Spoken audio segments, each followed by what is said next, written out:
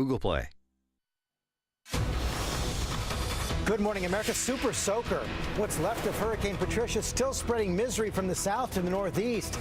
This bus stranded on the way to school. 20 students rescued, roads underwater, and the storm now taking aim at New York and New England.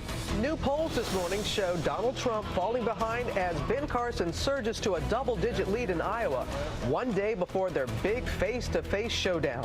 While Jeb Bush huddles with his family, is the debate his best chance to revive his campaign? Caught on camera. A police officer slams a student and her desk to the ground, dragging her to the front of the class and arresting her. A community outraged. The officer banned from school property, what the sheriff is saying this morning. And hero helicopter crew. A news team becoming part of the story, racing to save victims trapped after a plane crash in the Everglades. They capture dramatic images right after impact. We have 3 patients. One patient is going to be in trauma. Emergency crews finally cutting the pilot out of the wreckage. What we are learning he did to save the lives of those on board. Live in Times Square, this is Good Morning America.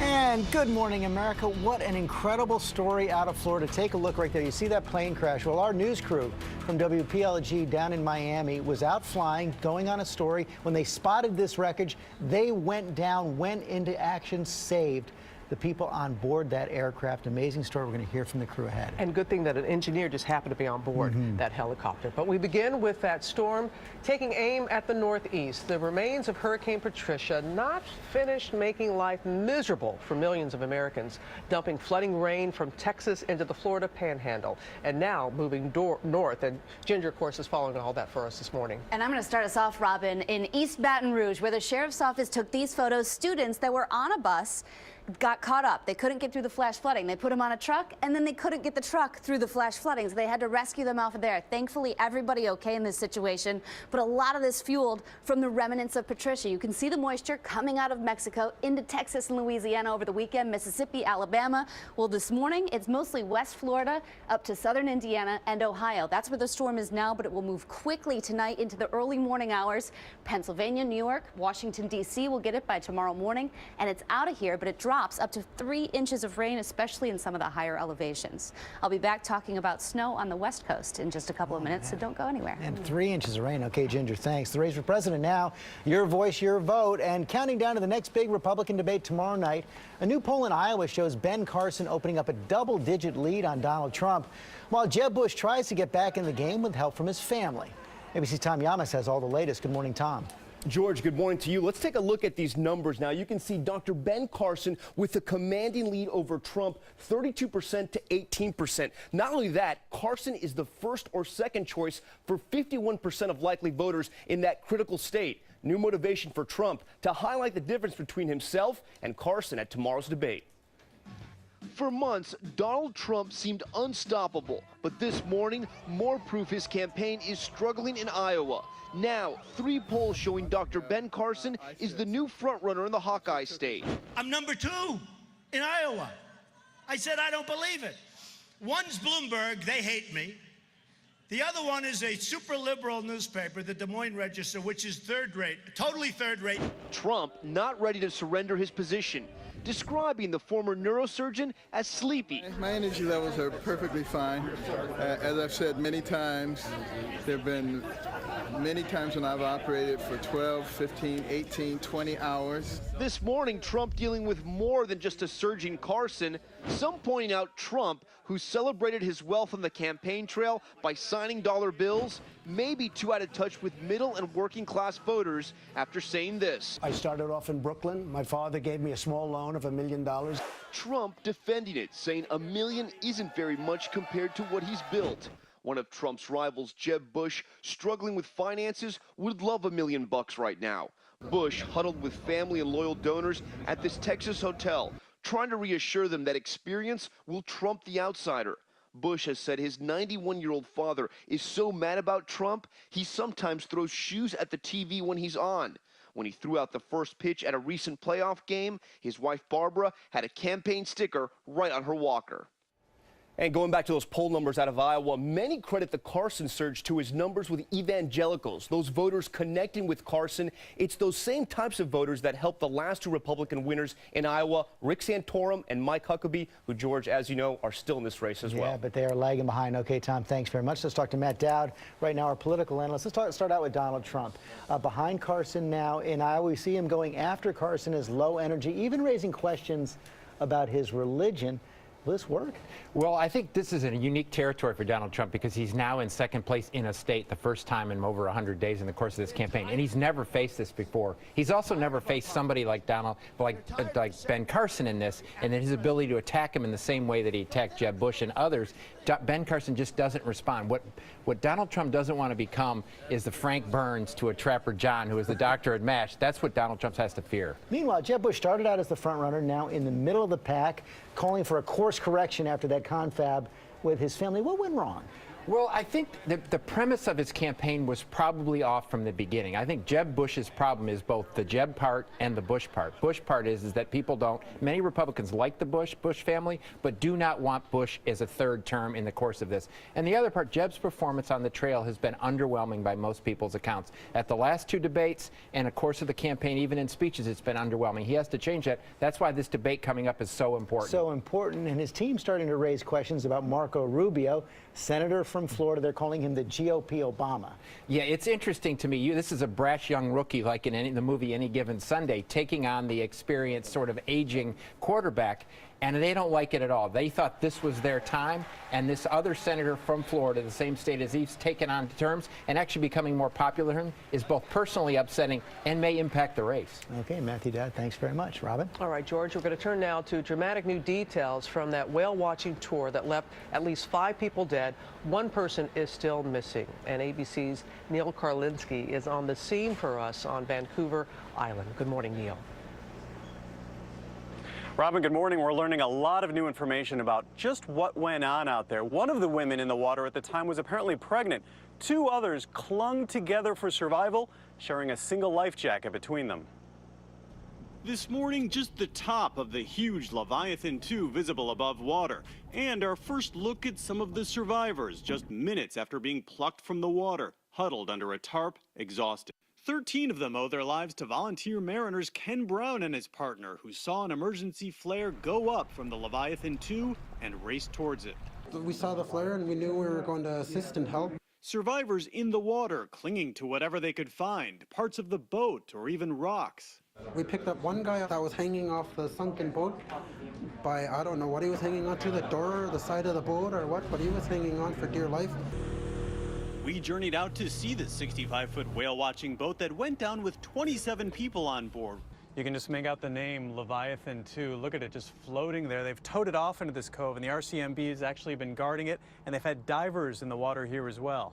5 British citizens never made it out of the water alive. A 6th person remains missing. But 21 people did survive the 30 minutes of hell in 55-degree water, not knowing if anyone would come for them. Officials with the whale watching company, which has run boat tours in these waters for 20 years, don't understand what went wrong. Again, we are all deeply saddened this has happened. Our sincerest thoughts and prayers to everyone affected by this. The cause remains unknown. An investigation is ongoing. Survivors have said it just seemed to go down without any warning at all, George. Okay, Neil, thanks for getting the latest. Now in the battle against ISIS, President Obama set to decide whether to put more troops closer to the battle, even on the ground in Syria. And ABC's chief global affairs correspondent Martha Raddatz in Washington with the details. Good morning, Martha. Good morning, George. The administration is weighing a number of options that could expose our troops to more danger. One option is using forward air controllers on the ground to call in airstrikes. That makes it easier to find and confirm targets.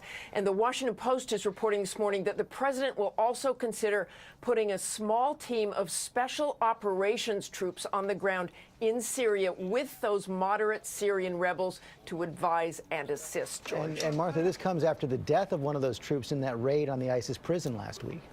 in Afghanistan, and it could be very similar. The options in Iraq and Syria would not, on paper, put the U.S. forces in direct combat, but as we have seen, that's always a possibility, George. Okay, Martha Raddatz, thanks very much. All right, and now to that deadly homecoming parade crash in Oklahoma. The driver is now being held on $1 million bond. ABC's Ryan Owens is in Stillwater, Oklahoma, with the latest. Good morning, Ryan.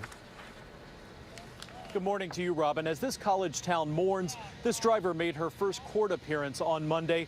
The judge agreeing with prosecutors that she's a direct threat to her community, but her family is rushing to her defense, saying there's more to this story. The driver caught on tape plowing into a homecoming parade. 25-year-old Adacia Chambers is being held on $1 million bond this morning. In court Monday, she appeared via video from the jail. Only the judge could see her, not even her own family. The little girl I raised wouldn't have been done something like this. Prosecutors are awaiting toxicology results, but they believe Chambers was high on drugs when she got behind the wheel Saturday morning, killing 4 and injuring a staggering 47 others at Oklahoma State University. I need a bunch of help. Chambers' father insists his daughter does not take drugs. I'm not going to believe that until they show me proof. Her boyfriend, who saw her the morning of the crash, says she was not impaired when she left for work at this local restaurant. I've never seen her take any prescription medication, never used drugs. The district attorney says Chambers will be charged with 4 counts of second-degree murder, 1 each for the retired professor and his wife, the MBA student, and the 2-year-old boy who lost their lives. The judge ordered a psychological evaluation. Her attorney says she's mentally ill and doesn't remember the crash. I said, and of the people you collided with, 4 were killed. And she was like, okay. And that was it. In court, the prosecutor told the judge that another victim of this crash is in very grave condition at the hospital and that it's quite possible a 5th murder charge is on the way. George. My goodness. Okay, Ryan, thanks very much. We're going to turn now to that TV news helicopter crew that became part of the story, springing into action when they spotted a small plane crash. ABC's Mary Bruce has the details. A television crew to the rescue. Our ABC affiliate WPLG in the air over Fort Lauderdale in their news chopper Sky 10. When they spot the terrifying scene below, a plane carrying 2 passengers down in the Everglades.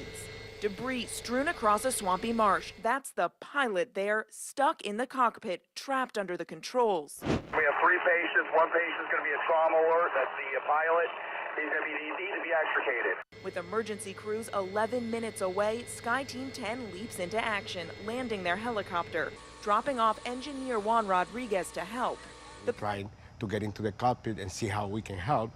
And when we saw the pilot, he was, he got a bloody face. The plane carrying 2 lawyers from a Jacksonville law firm. You can see one here trying to comfort the pilot. They both walked away with minor injuries. I was in constant contact with air traffic control, and they were querying us on the location, the amount of people on board, and their welfare. When first responders arrive, watch as they peel back the front of the plane, cutting the pilot out of the wreckage. His lower extremities, his legs were entangled underneath that cockpit. How it landed certainly is a testament to the pilot's skill in preventing further injury or even death. Once free, he is gingerly placed on a stretcher and airlifted to a nearby hospital in critical condition.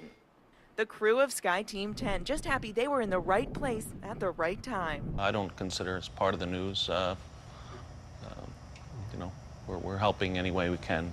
For Good Morning America, Mary Bruce, ABC News, Atlanta. They did help, and we hope that pilot's okay. Now we're going to turn to Amy with today's other top stories. New tensions overnight with China. That's right, George. A U.S. missile destroyer has entered the South China Sea near a disputed island chain that China claims is within its territorial waters. The U.S. calls the ship's movement part of a routine operation allowed under international law, but China is calling it illegal and a threat to Chinese sovereignty, saying it will take all necessary necessary measures to protect its territory. Well, the frantic search for survivors is intensifying as the death toll rises from Monday's powerful earthquake in Afghanistan and Pakistan. About 400 people are now confirmed dead. More than 4,000 homes are destroyed or damaged. Those numbers are expected to rise as rescue teams reach remote villages impacted. And breaking overnight, a budget breakthrough in Washington could be John Boehner's final act as Speaker of the House. Boehner and other Republican leaders have announced a deal with the White House, which would avoid a government shutdown and debt crisis. It calls for $80 billion in increased spending.